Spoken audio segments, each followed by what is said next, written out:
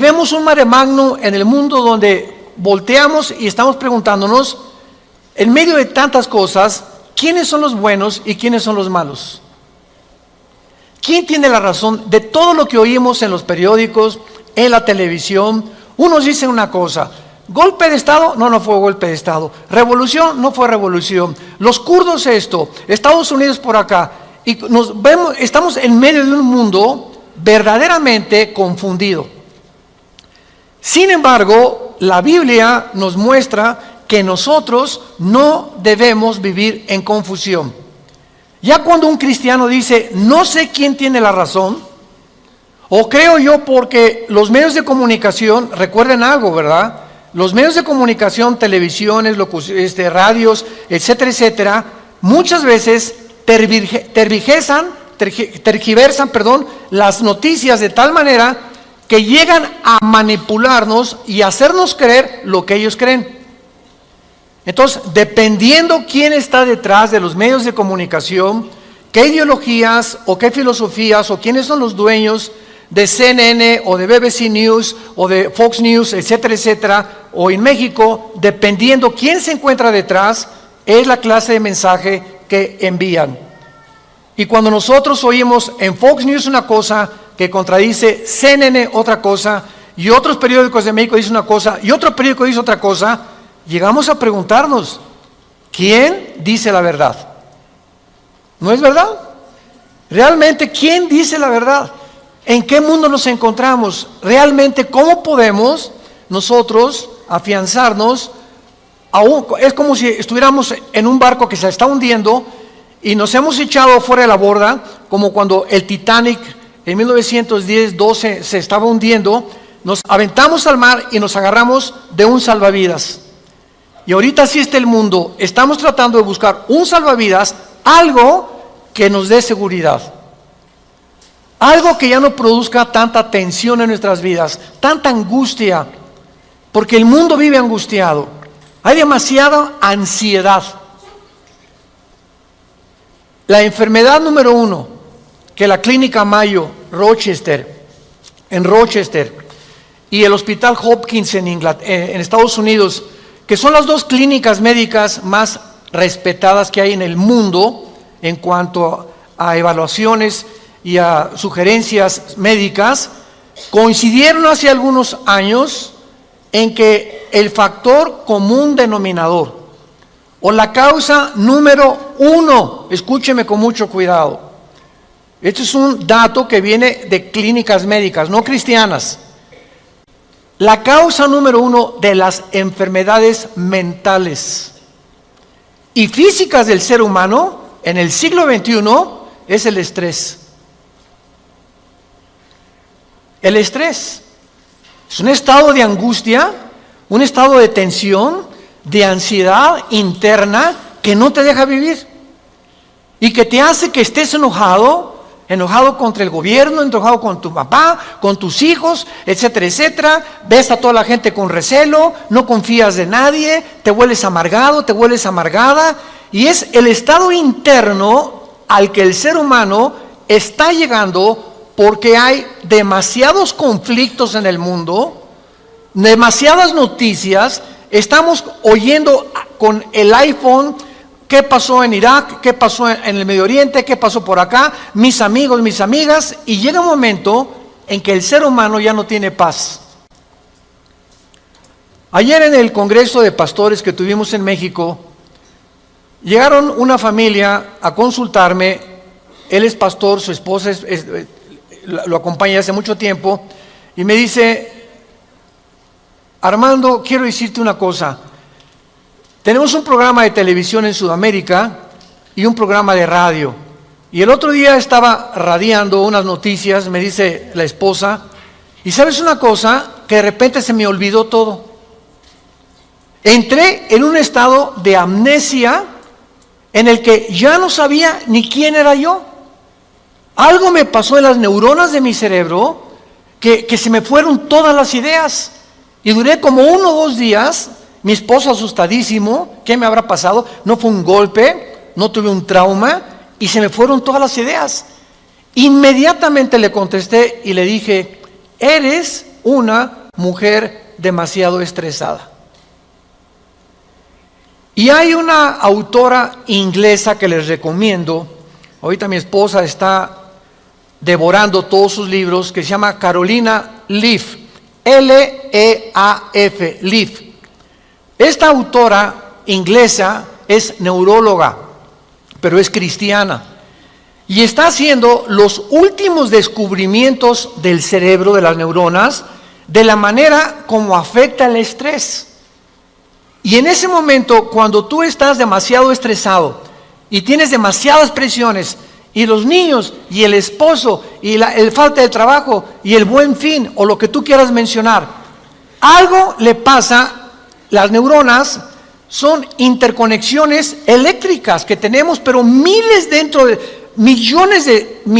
células dentro del cerebro, y un solo alambrito por la presión mental, por falta de vacaciones o de que no aprendes a relajar tu mente, etcétera, etcétera, provoca amnesia, provoca enfermedades mentales y puedes llegar inclusive a la locura. Esto es impresionante, porque es como un árbol lo que tenemos aquí adentro. Y ella está descubriendo que cuando tienes pensamientos negativos, las neuronas se unen más rápido. Esto es increíble porque así nos diseñó Dios. Y cuando tenemos pensamientos negativos, las neuronas comienzan a tratar de desconectarse y vienen zonas negras en el cerebro que te impiden pensar coherente y lógicamente. Qué interesante que Filipenses 4:8 diga en la Biblia: en esto pensad, todo lo que es bueno, todo lo que es justo, todo lo que es buen hombre, ocupa tu mente pensando cosas positivas. Porque la gente que está continuamente pensando el mal, o qué mal hacer, o estar negando a Dios en su mente, algo afecta las neuronas del cerebro científicamente. Y cuando venimos a la Biblia, nos damos cuenta, ¿verdad?, que se están derrumbando todas las ideologías. El comunismo ya no es el comunismo, porque el comunismo que yo practiqué, por ejemplo, ustedes muchos saben que antes de que yo fuera cristiano, fui comunista, fui ateo. A los 12 años me decepcioné de la religión que nos inculcaron y llegué a negar a Dios. Las religiones son un engaño, todas quieren explotar a la gente. Estos eran mis pensamientos.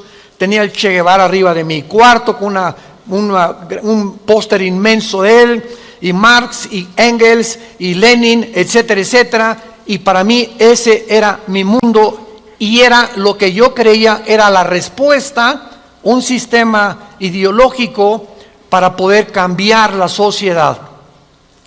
Sin embargo, cuando descubrí, ¿verdad?, que este sistema era completamente contradictorio, como se demostró en 1990, que cayó el comunismo en Europa, cuando Mikhail Gorbachev confesó que era una ideología.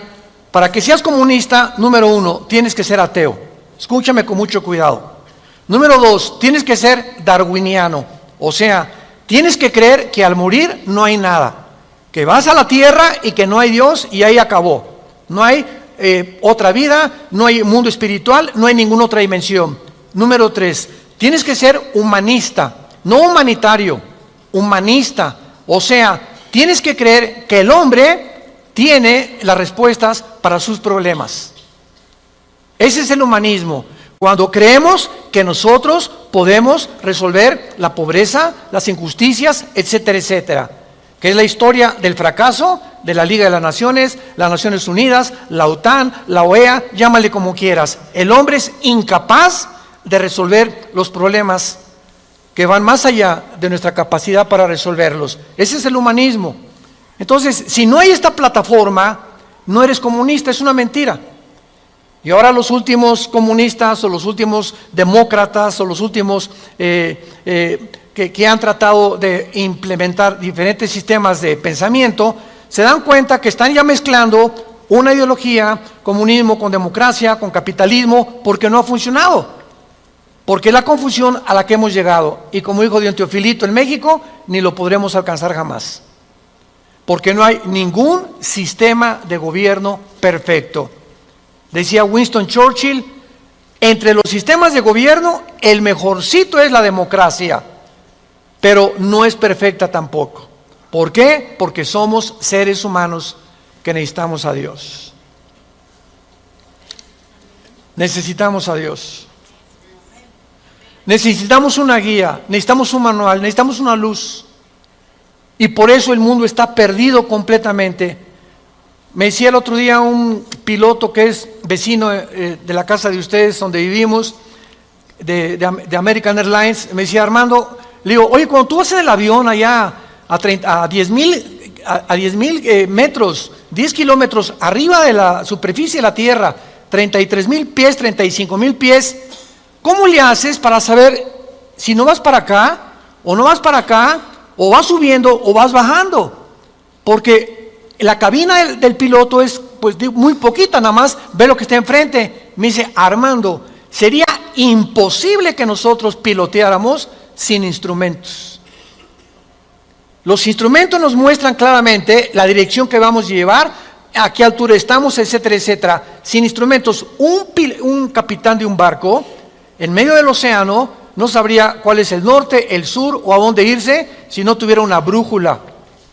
Y así nosotros no sabemos a dónde ir si no tenemos instrumentos, si no tenemos un mapa que nos ha dejado Dios, que se llama las Sagradas Escrituras.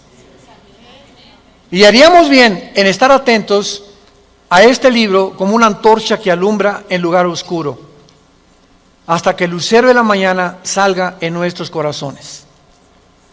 Vamos pues a abordar este tema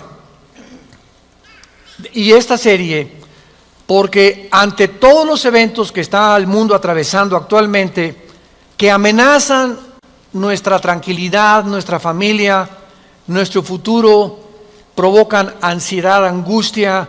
¿Qué pasa si pierdo el trabajo? ¿Qué pasa si el peso pierde más valor ante el dólar? Si cae el petróleo, si viene un gobierno en México, o si viene una guerra nuclear. Todas estas cosas producen ansiedad, producen incertidumbre, producen intranquilidad. Y Dios no quiere que vivamos así. Dios quiere que en medio de este mundo tengamos una esperanza, tengamos una seguridad de que las cosas van a mejorar, que lo mejor de nosotros está por delante, y que aunque el mundo sea cubierto de tinieblas, en nosotros debe haber luz, porque somos la familia de Dios, que dio a su Hijo en una cruz hace 2000 años para que pudiéramos comprender el mensaje del Evangelio, de las buenas noticias de la gracia de Dios en su Hijo Jesucristo. Podemos saber exactamente, y este es el tema que vamos a abordar en toda esta serie, podemos en la Biblia encontrar datos, información que nos digan en qué tiempo de la historia nos encontramos. ¿Podríamos realmente decir con seguridad nos encontramos a 10 años de que Cristo venga, o a 5 años de que Cristo venga, o nos encontramos al borde de un caos nuclear, o estamos en la orillita de la autodestrucción del ser humano? Esta información se encuentra en este libro, porque cuando comienzas a escudriñar este libro y nos comenzamos a ver que Dios nos comienza a despejar incógnitas y los velos negros que nos impiden ver hacia adelante comienzan a ser quitados por la luz del Espíritu de Dios, comenzamos a caminar con confianza en la vida. Si yo estoy en una cueva oscura, yo no sé si dar un paso por acá porque no veo, está tan oscuro que a lo mejor está ahí un murciélago o una roca o algo. Pero si alguien me da una lámpara, ¿qué hace la lámpara? Inmediatamente me alumbra 4, 5, 10 metros hacia adelante. Y con esa lámpara puedo caminar con confianza porque voy viendo dónde voy pisando. ¿Correcto? Bueno, así es exactamente en el mundo espiritual. El mundo ahorita no tiene lámpara, están así. ¿Será melón? ¿Será sandía? ¿Será, ya sabes quién? Por aquí, por allá, y para dónde esto, tendrá razón ellos, tendrá razón estos, tendrá razón este gobernante por acá, y así está el mundo. Pero cuando tenemos la palabra profética más segura, vamos a comenzar a caminar con confianza y a darnos cuenta del Dios que nos dice: no temas. No temas, estoy contigo, nunca te dejaré, nunca te voy a abandonar. Estaré contigo todos los días hasta el fin del mundo. Y aunque se cierren los cielos aparentemente y la oscuridad, la tierra esté cubierta de ella, mientras más oscuro, las estrellas se ven mejor. Mientras más oscuro, vamos a tener más luz, porque vamos a poder brillar en medio de las tinieblas. Claro que la Biblia nos va a revelar todos estos sucesos y calamidades antes de que sucedan, para que cuando sucedan corroboremos, comprobemos, confirmemos que Jesús tuvo realmente la razón y que Él es el Hijo de Dios. Y esto es lo que nos da la fortaleza, las convicciones, porque lo que más se necesita ahorita en el mundo es seres humanos con convicciones profundas en sus vidas, con mucha integridad para vivir. Y cuando tú eres una persona de una sola pieza, como dijo Pablo, yo sé en quién he creído, ya no te engaña la gente. Ya no te engañan las películas, no te engaña la televisión, no te engañan las noticias, porque tu fe está bajo una roca. Estás parado en un fundamento inconmovible. Y este fundamento es la palabra de Dios. Vayamos a ver algunos pasajes. En primer lugar, en el capítulo 46 del libro de Isaías. Si no traes la Biblia, por eso estás así. Con razón.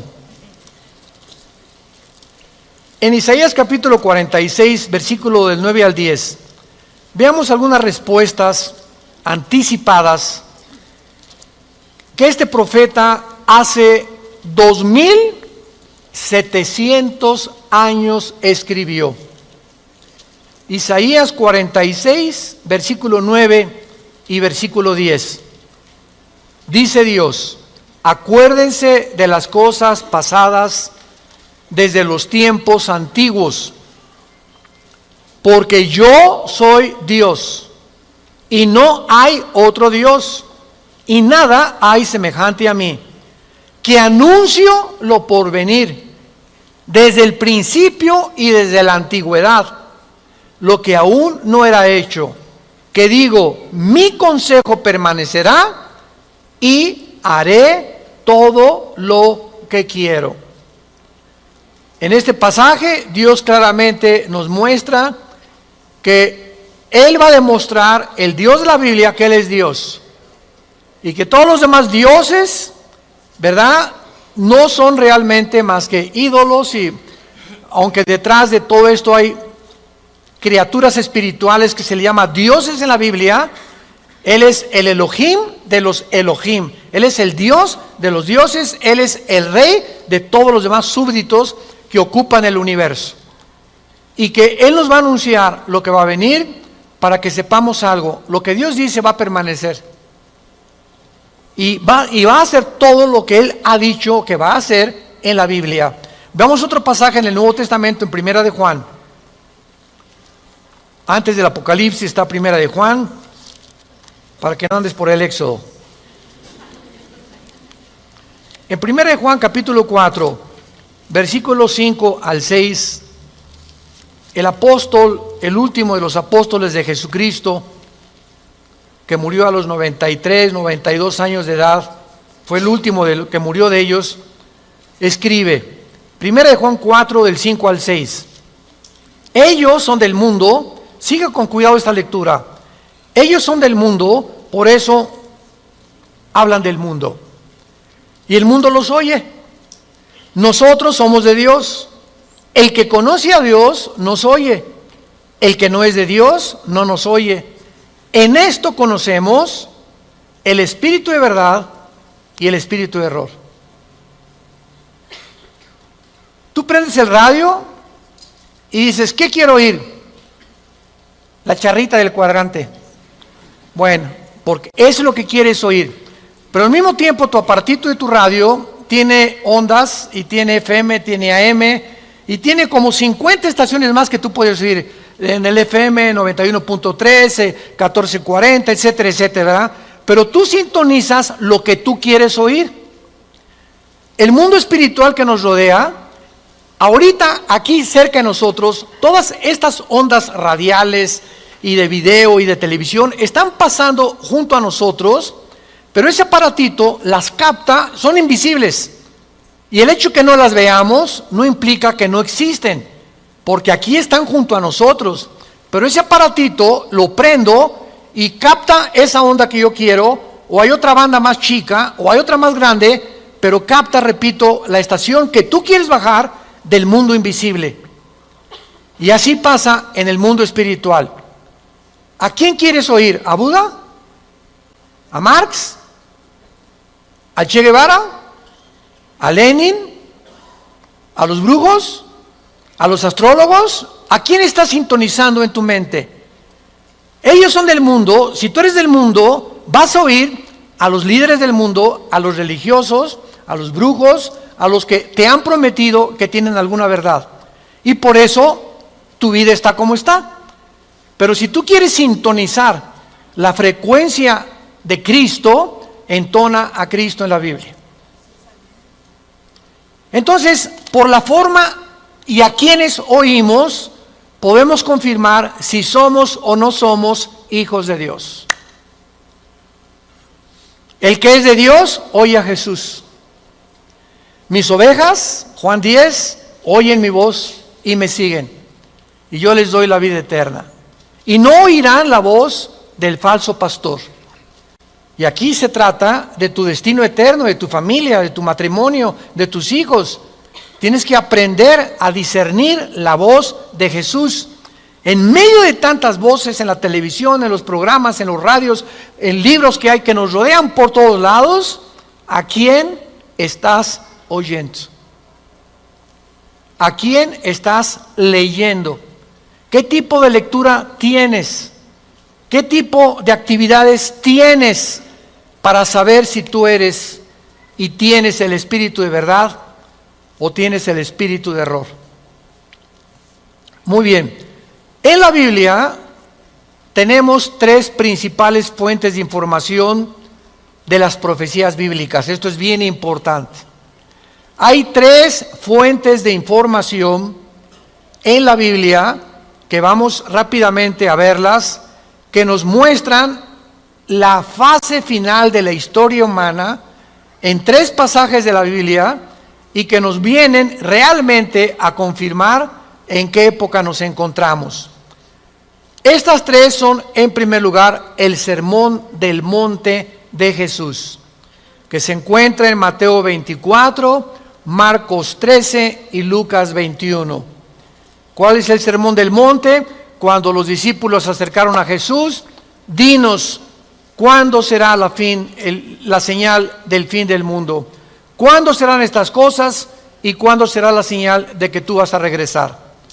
Y ahí Cristo comienza a enumerar una serie de eventos y señales. Habrá guerras, falsos profetas, muchos van a ser engañados, pestes, terremotos, y será el principio de los dolores. La segunda fuente de información se encuentra en Primera de Tesalonicenses, capítulo 4, del 3 al capítulo 5, versículo 4. Esta revelación la compartió el apóstol Pablo de los últimos tiempos. Y la tercera revelación acerca de los últimos tiempos la encontramos en el libro del Apocalipsis, del capítulo 5 al capítulo 19. En estos capítulos se encuentra claramente todo lo que la planeta Tierra y la humanidad va a atravesar. Ahora, muy bien, cuando estudiamos estos pasajes, podemos concluir que efectivamente vendrán tiempos difíciles al mundo, sorpresivos y amenazadores.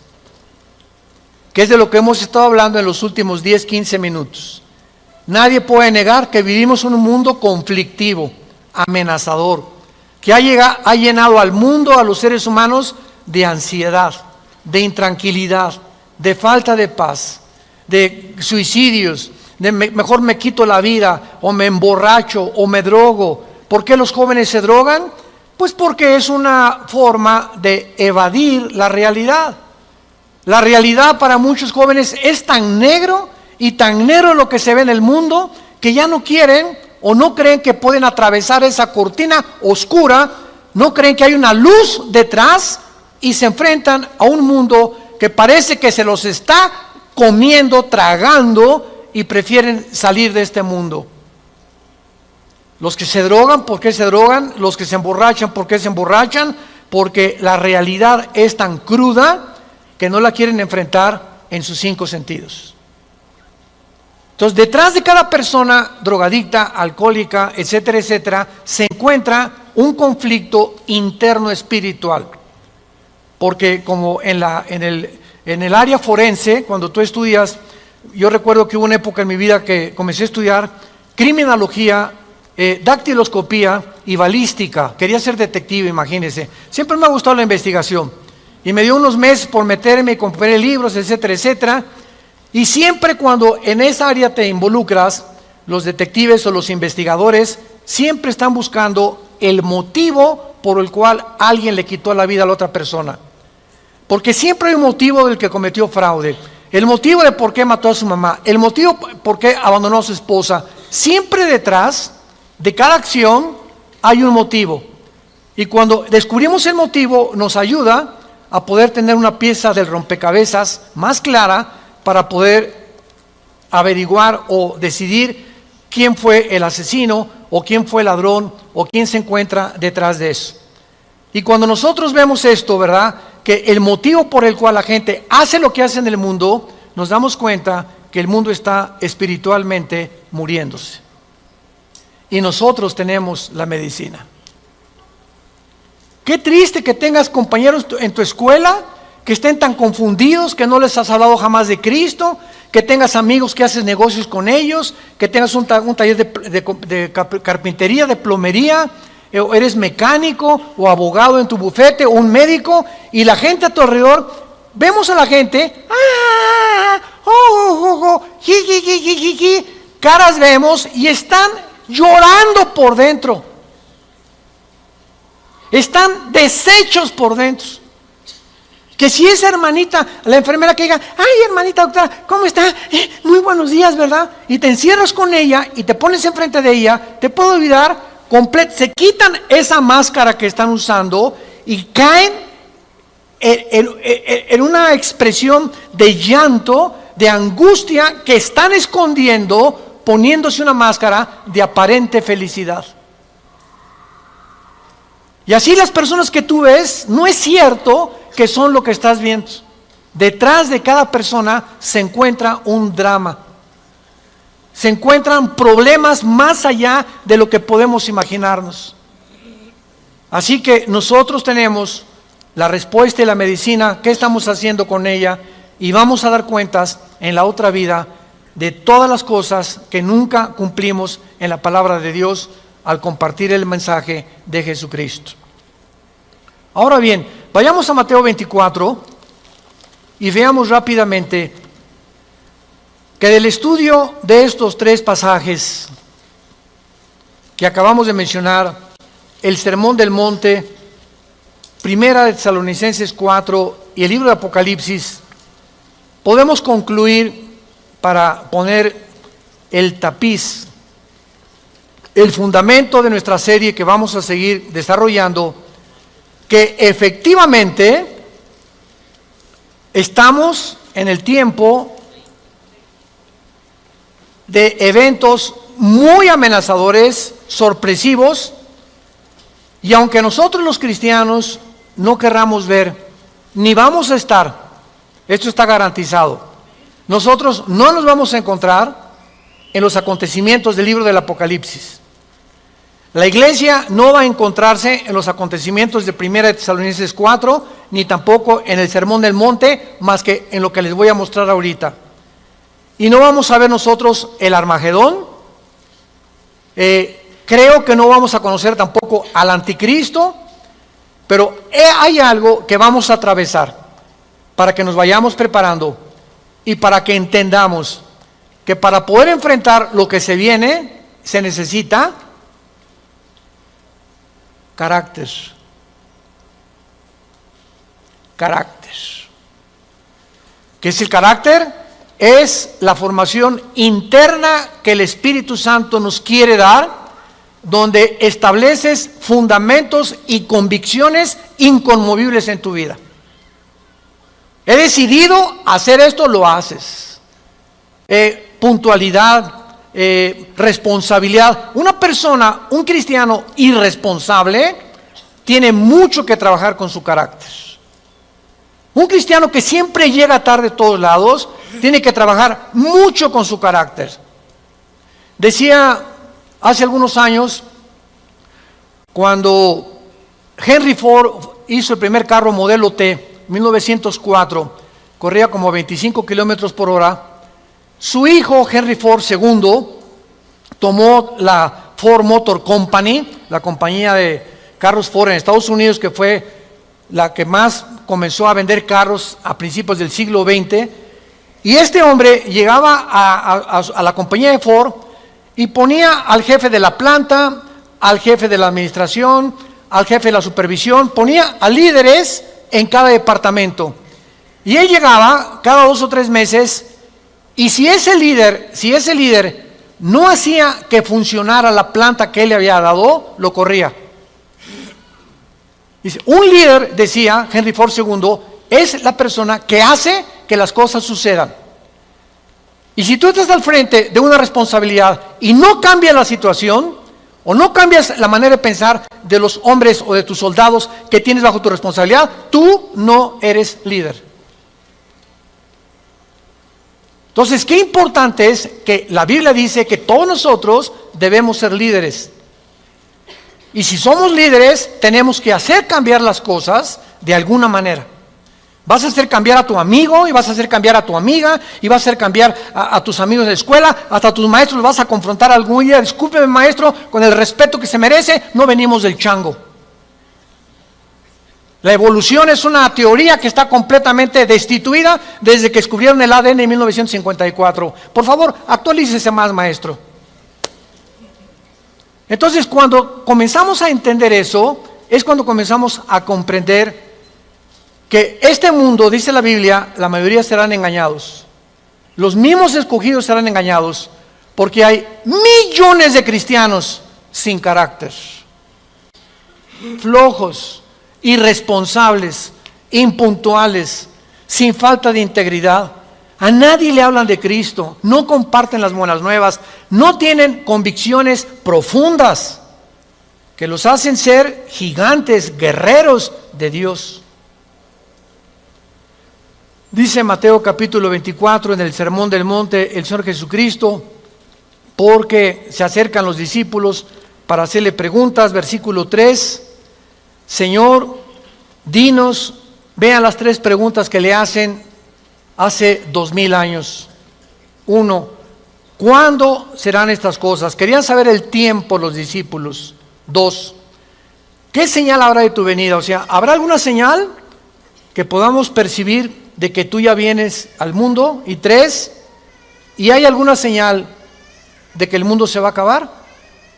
De estas 3 preguntas, Cristo comienza a contestar algunas. Por ejemplo, la señal de su venida está hasta el versículo 29 y 30, cuando el sol se oscurecerá, la luna se pondrá, etcétera, etcétera, y esa es la señal de la venida de Cristo, que no vamos a estar aquí nosotros, porque primero es el arrebatamiento, y van a pasar 7 años de la tribulación, y viene Jesucristo en la segunda venida, y los que estén en la segunda venida, que se hayan convertido en la persecución del anticristo, van a saber que cuando vengan estas señales cósmicas en el cielo, Cristo aparecerá en las nubes junto con nosotros, porque regresaremos con Él. Pero lo que me interesa compartirles es el versículo 6 en adelante, que es lo que nos atañe a la generación que estamos viviendo. Oirán de guerras y rumores de guerras. Miren que no se turben, porque es necesario que todo esto acontezca, pero aún no es el fin. Porque se levantará nación contra nación y reino contra reino, y habrá pestes y hambres y terremotos en diferentes lugares. Muy bien, si leemos solamente el versículo 6, oirán de guerras y rumores de guerras, toda la historia han sido esto, ¿no es verdad? Desde que Caín asesinó a Abel, que Caín asesinó a su hermano Abel, toda la historia, de acuerdo, lo quieres apuntar, al Instituto para la Investigación para la Paz, en Suecia, Estocolmo, dictaminaron que de los 6,000 años aproximadamente de historia que tenemos, de 6,000 años, solamente ha habido 25 años de paz. La historia humana es una historia de guerras, guerras, guerras, guerras, guerras, guerras. En 6,000 años, 25 años de paz. O sea, siempre ha habido conflictos, revoluciones, golpes de Estado. Es la historia de nosotros. Pero entonces ahí podríamos quedar confundidos. Oye, Señor, ¿de qué estás hablando? Siempre ha habido guerras. Versículo 7, Él lo explica. Porque se levantará nación contra nación y reino contra reino. Esto, una guerra mundial, una guerra de carácter internacional, donde se involucraron 3 o 4 naciones contra 3 o 4 o 5 naciones, nunca sucedió hasta 1910, la Primera Guerra Mundial. Ahí fue la primera vez en la historia que sucede una guerra de carácter internacional a través de toda la historia. Y casi 30 años después, la Segunda Guerra Mundial.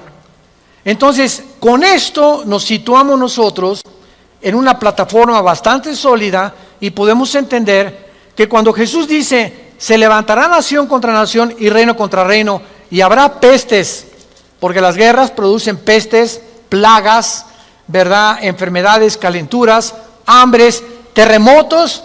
Señor, siempre ha habido terremotos, ok, claro, siempre ha habido terremotos, pero de acuerdo al Instituto Sismológico de Boulder, Colorado, que es uno de los institutos más prestigiados en el mundo para detectar terremotos, desde 1976 hasta el 2010 han aumentado 70% los terremotos en el mundo. 70% han aumentado. Eso es lo que Cristo está diciendo, que iban a aumentar cada vez más los terremotos, etcétera, etcétera. Versículo 8. Y todo esto, aquí es donde nos encontramos ahorita. Nos encontramos en el principio de los dolores. Nos encontramos en un mundo donde el matrimonio ya está dejando de existir. En un mundo donde el ser humano está contagiado e infectado filosófica, religiosa, política, económicamente. Unos voltean por acá, ¿dónde estará la solución? Voltean a sus ídolos, otros consultan muertos, otros consultan espíritus, otros etcétera, etcétera. Es impresionante a donde el mundo se encuentra actualmente. Impresionante. Y esto es precisamente lo que Jesucristo nos quería decir para que estemos preparados. Ahora muy bien, después de estos principios de dolores, nos vamos. Adiós, mundo cruel. Adiós, mi perro fido. Adiós, adiós, mundo cruel. Ya nunca te veré. Después de este principio de dolores, van a aumentar, imaginémonos, van a aumentar las catástrofes en el mundo y los terremotos y las plagas y las pestes y la confusión, que va a estar el mundo en un estado tan grande de confusión que va a pavimentar el camino para que se levante un hombre en el Medio Oriente que la Biblia le llama la bestia.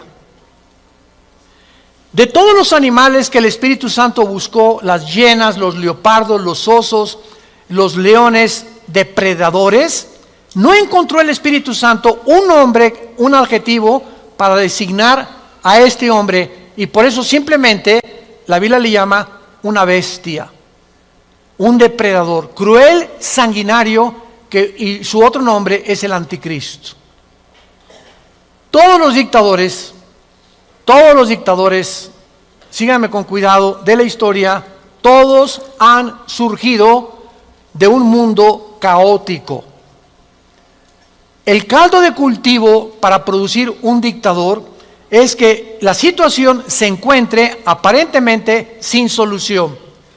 Corrupción, oscuridad, etcétera, etcétera. Y en medio de esto surgen hombres prometiendo mejorar las cosas. Hitler entró democráticamente. Stalin entró democráticamente. Saddam Hussein entró democráticamente. No es verdad que entren a través de un golpe de Estado los líderes, la mayoría entran a través del pueblo. Pero una vez que el pueblo los levanta, a ver quién los quita.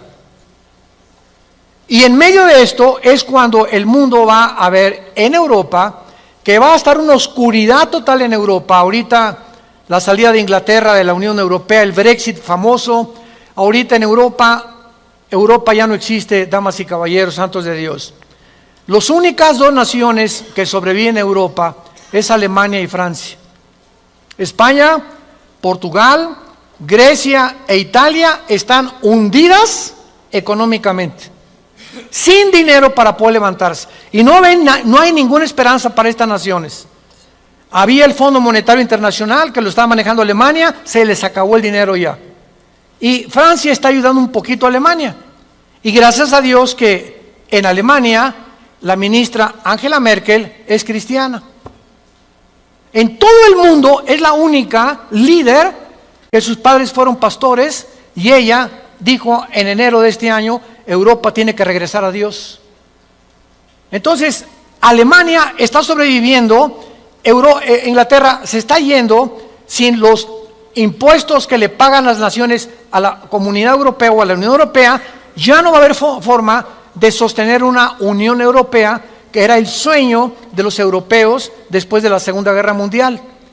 Y está el campo preparado para que surja el hombre, la bestia, el anticristo, el hijo de perdición, que la Biblia profetiza que se va a levantar y va a traer soluciones al mundo, va a resolver problemas de la pobreza, de la economía, de la política, ideologías, y el mundo se va a asombrar porque este hombre no va a ser un hombre normal. Va a ser un hombre poseído por un principado satánico. Lo hemos visto en otras conferencias en el libro del Apocalipsis, ya no nos da tiempo para eso. Pero va a ser un hombre que va a hacer milagros sobrenaturales. Y va a tener a un compadre que en Apocalipsis 13 se le llama el falso profeta, que va a ser, fíjense, un líder religioso unido a un líder político. El líder político, el anticristo, va a usar a un líder religioso para que el líder religioso convenza al mundo de ponerse la marca el 666. Y cuando el líder religioso convenza al mundo y haga milagros, este líder religioso, el anticristo lo va a matar. Y va a deshacer la ciudad de donde salga el líder religioso, y el anticristo, a la mitad de los 3 años y medio, va a proclamarse. Según Tesalonicenses capítulo 2, del 3 al 4, se va a proclamar que Él es Dios. Va a entrar al templo judío, va a violar el templo judío y va a hacer que el mundo lo adore como Dios. Pero, ¿será eso posible? ¿Que pueda llegar la humanidad a tal grado de adorar a un hombre como Dios? La historia nos enseña que el hombre no aprende la historia. ¿Se acuerdan de esa frase? Y el que no conoce la historia está condenado a repetirla. ¿Qué pasó con los césares romanos? Los césares romanos mandaron a la gente que los adoraran como dioses. Y los césares romanos se erigieron como dioses. Calígula mata a su familia, a Nerón, tenía de amante a un niño de 10 años. Era una depravación impresionante. Cuenta la historia que cuando un César, un emperador romano, estaba en el Coliseo. Cuando vayan a Roma, vayan al Coliseo, es impresionante ver el Coliseo romano. Todavía en el Coliseo romano, cuando vayan a Roma, las manchas de la sangre de hace 2000 años, de los mártires que mataron los leones y quemaron vivos y que arrastraron, ahí están todavía las manchas de la sangre, que las han mantenido. Bueno, pues cuenta la historia, ¿verdad?, que estaba el César en un coliseo, en el Coliseo romano, y entonces todo el mundo se tenía que hincar y decirle, salve César. Y un hombre se quedó parado, que aparece en Apocalipsis con el nombre de Antipas. Y entonces se quedó parado y el César le dijo a un centurión, ve por favor y ve que es esclavo, ¿por qué no se hinca? Y el centurión romano fue con Antipas, le dijo, Antipas, tienes que hincarte porque si no te van a matar. Y entonces y además le dijo el centurión, te van a matar y ¿no ves que todo el mundo está contra ti? ¿No ves que tú eres el único? Y Antipas contestó, dile al César que si todo el mundo está contra mí, yo estoy contra todo el mundo, porque así murió mi Señor. Lo quemaron vivo en un balde grandísimo de aceite hirviendo. Y por eso Cristo le llama en Apocalipsis mi testigo fiel. Va a llegar un momento, santos de Dios, en que el mundo va a estar contra nosotros y ahí se van a denotar tus convicciones. Y si tus amigos están contra ti y tu familia está contra ti y el mundo está contra ti, nosotros estamos en contra de ellos. Porque nuestra fidelidad es al Hijo de Dios por los siglos de los siglos. Te damos gracias, Señor, por tu palabra.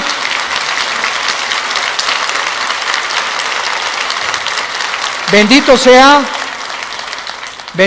el nombre del Hijo de Dios, que nos ha hecho renacer su Padre para una esperanza viva por medio de su resurrección de entre los muertos, para que tengamos una esperanza que no puede morir en nuestro corazón y permanezcamos fieles a esta esperanza a la que todos hemos sido llamados. Al gran pastor de las ovejas, nuestro Señor Jesús, es nuestra lealtad, es nuestro amor, es nuestro corazón, porque Él fue el que dio su vida en nuestro lugar. A ti, Jesús, te damos gracias por vivir dentro de nosotros y saber que más pronto de lo que nos imaginamos, vienes por tu iglesia. Vienes por aquellos que han sido fieles hasta la muerte, que han mantenido firmes sus convicciones en medio de un mundo confundido, donde estos hijos e hijas tuyas han permanecido inconmovibles en la fe, aferrados a la roca, a la palabra de vida, que es la que nos ha dado la vida eterna. Te damos gracias, Señor, porque sigues llamando al mundo al arrepentimiento, a que se vuelvan a ti. No somos dioses, somos seres humanos, agentes morales, débiles, vulnerables, irresponsables de todas nuestras acciones, pensamientos y palabras. Y daremos cuenta algún día, después de nuestra muerte, de todo lo que hicimos mientras estábamos en este cuerpo que es temporal. Un cuerpo sujeto a la corrupción, pero dentro de nosotros el alma y el espíritu vivirá eternamente. Si tú esta mañana quieres invitar a Cristo y aún no estás seguro de que tienes la vida eterna o segura,